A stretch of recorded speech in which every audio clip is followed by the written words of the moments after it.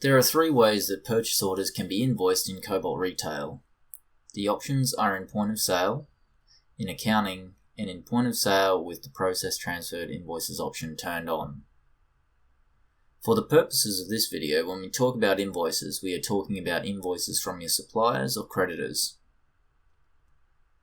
Method 1. Point of sale. If you choose to invoice your purchase orders in point of sale, the advantages are that the invoices are linked to the purchase order and that your sales staff can enter invoices without needing to be trained in the accounting system. The disadvantage of this method is that you can't use the accrual system correctly.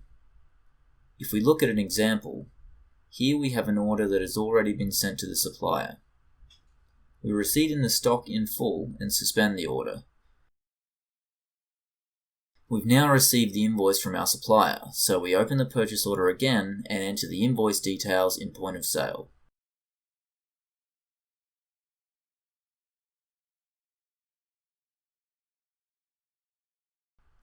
At this point, the invoicing process is complete, but unless we go into accounting and manually remove the accrual that was created with the stock receipt, our purchase account will be inflated.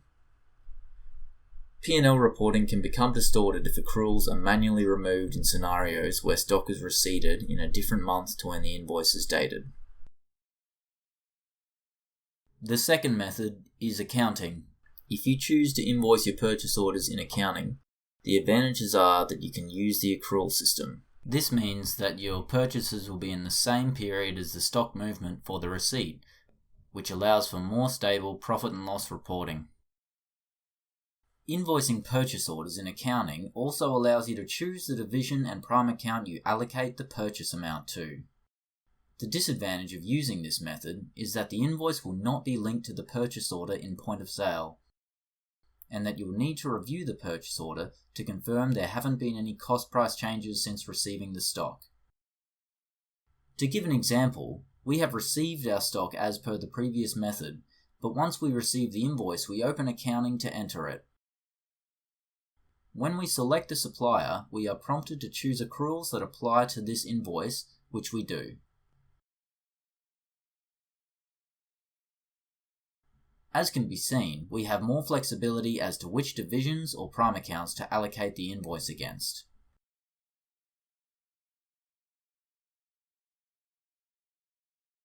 The third method is point of sale with process transferred invoices. If you choose to invoice your purchase orders in point of sale, but have process transferred invoices enabled, you can get the best of both worlds.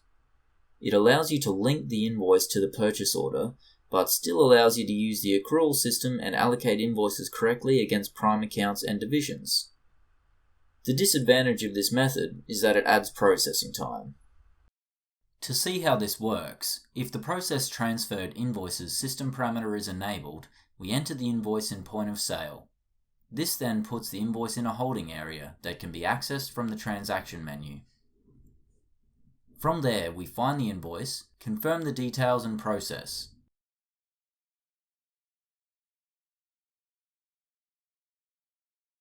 Now the invoice has been finalized in the accounting system.